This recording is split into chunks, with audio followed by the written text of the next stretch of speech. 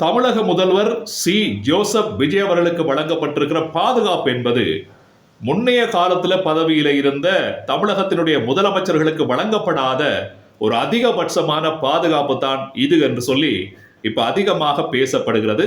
இந்த பாதுகாப்பு என்றது அதீதமாக இருக்கிறதோட பொதுமக்களுடைய போக்குவரத்துக்கு பந்தகத்தை ஏற்படுத்தக்கூடிய ஒரு பாதுகாப்பு நடைமுறையாக இது இருக்கிறது என்றும், அதே வேளையில இந்த பாதுகாப்பு கடமைகளிலே ஈடுபடுத்தப்பட்டிருக்கக்கூடிய போலீசார், குறிப்பாக பெண் போலீசாராக இருந்தாலும் சரி, ஆயுதம் தரித்தவர்களாக இருந்தாலும் சரி, அவர்கள் தங்களுடைய இயற்கை உபாதைகளை கூட பூர்த்தி செய்ய முடியாத அளவுக்கு அந்த பாதுகாப்பு கெடுபிடி மேற்கொள்ளப்படுவதாகவும் இங்கே பல குற்றச்சாட்டுகளும் விமர்சனங்களும் முன்வைக்கப்பட்டு கொண்டிருக்கிறது. இது பற்றி தான் இந்த வீடியோ பதிவில் நாங்கள் பார்க்க போகிறோம். Welcome to JC centre. நான் ஜெயா. நண்பர்களில் ஒருக்கும் அன்பு வணக்கம்.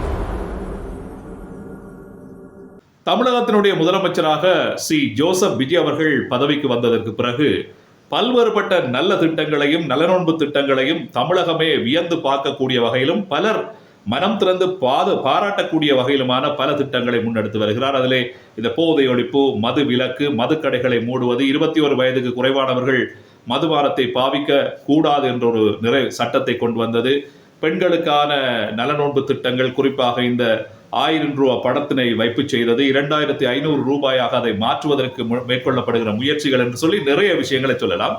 அப்படியான நல்ல திட்டங்கள் எல்லாம் ஒரு பக்கம் போய்கொண்டிருந்தாலும் தளபதி விஜய்க்கு வழங்கப்பட்டிருக்கிற பாதுகாப்பு என்றது பொதுமக்களினுடைய பொது போக்குவரத்துக்கு மிகப்பெரிய சவாலையும் ஒரு இடைஞ்சலையும் தோற்றுவித்திருக்கிறது என்ற அடிப்படையில் பல பேர் குற்றச்சாட்டுகளை முன்வைத்து வருகிறார்கள்.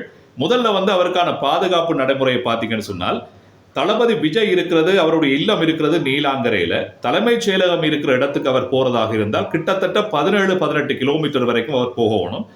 புரோட்டோகாலின் அடிப்படையில் அவருடைய இல்லத்திலிருந்து தலைமைச் செயலகம் போகும் வரைக்கும் அவருக்கான பாதுகாப்பு வழங்கப்பட வேண்டும் என்றது முக்கியமானது. அதன் அடிப்படையில் 17-18 கிலோமீட்டர் வரைக்கும் 800க்கும் மேற்பட்ட போலீசார், ஆயுதம் தரித்தவர்கள், பெண் போலீசார் உட்பட ஏனைய போலீசார் 18 கிலோமீட்டர் வரைக்கும் சுமார் 15 அடிக்கு ஒருவர் என்ற வீதத்தில் பாதுகாப்பு கடமைக்கு ஈடுபடுத்தப்பட்டிருக்கிறார்கள். அவருடைய அந்த பாதுகாப்பு வாகன தொடரணி கான்வாய் 17-18 கிலோமீட்டர் வரைக்கும் போகும் வரைக்கும் அந்த பாதுகாப்பு அவருக்கு வழங்கப்பட்டு கொண்டிருக்கிறது. இதுல என்ன விஷயம் பார்த்தீங்கன்னா, காலை, மாலை, மதியம் இந்த 3 தடவைகளும் அவருக்கான அந்த பாதுகாப்பு வழங்கப்படுகிறது. இவர் போய் வருகிற இந்த சந்தர்ப்பங்கள்ல எல்லாம் பொதுமக்களினுடைய பாதுகாப்பு இடையூறாக மாறி இருக்கிறது. பொதுமக்கள் அந்த பாதையால போய் வர்றது சிக்கலாக இருக்கிறது.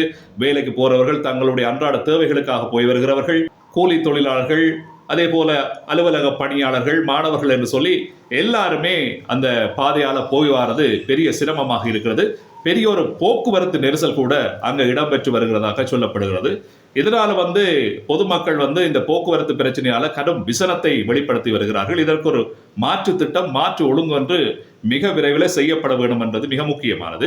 எந்த இடத்துல இது விமர்சிக்கப்படுதுன்னு சொல்லி கேட்டீங்கன்னா, முன்னைய கால முதலமைச்சர்கள், அது கலைஞராக இருக்கலாம், அல்லது அம்மா ஜெயலலிதாவாக இருக்கலாம், அல்லது ஸ்டாலின், எடப்பாடி போன்றவர்களாக இருக்கலாம், அவர்களுக்கு இப்படியான பாதுகாப்புகள் வழங்கப்பட்டிருந்தாலும் கூட இவ்வளவு தூரம் பொதுமக்களுடைய பாதுகாப்பு இடையூறுக்கு உள்ளாகவில்லை. இது மட்டும்தான் இப்ப பேசு பொருளாக இருக்கு. காரணம் என்னன்னா, அவர்கள் தலைமைச் செயலகத்திலிருந்து குறிப்பாக ஒரு 5 கிலோமீட்டர் தூரத்துல தான் அவர்களுடைய இல்லங்கள் இருந்தது, அல்லது அவர்களுடைய வாசஸ்தலங்கள் இருந்தது.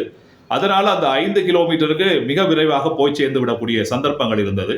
அதே வேளையில அவர்களுடைய கான்வாய் வாகனம் புறப்படுவதற்கு 10 நிமிஷத்துக்கு முதல் அந்த போக்குவரத்து இடைநிறுத்தப்பட்டு இவர்கள் உரிய தலைமைச் செயலகத்துக்கு போய் சென்றதும் உடனடியாக அந்த பாதை திறக்கப்பட்டு பொதுமக்களுக்காக விடுக்கப்பட்டது. ஆகவே ஒரு குறுகிய நேரம் என்றபடினால மக்களுக்கு அது பெரிய ஒரு அசௌகரியமாக இருக்க இல்லை. ஆனால் இது ஒரு நீண்ட தூர பயணமாக இருக்கிறபடினால 18 கிலோமீட்டர் என்றால் கொஞ்சம் தூரம். ஆகவே அந்த தூரம் வரைக்கும் போய் சேர்றதுக்கு மக்கள் அந்த பாதையால பயணிக்க முடியாத சூழ்நிலை இருக்கிறதுனால பெரிய ஒரு சிக்கலை அவர்கள் எதிர்நோக்கிறார்கள்.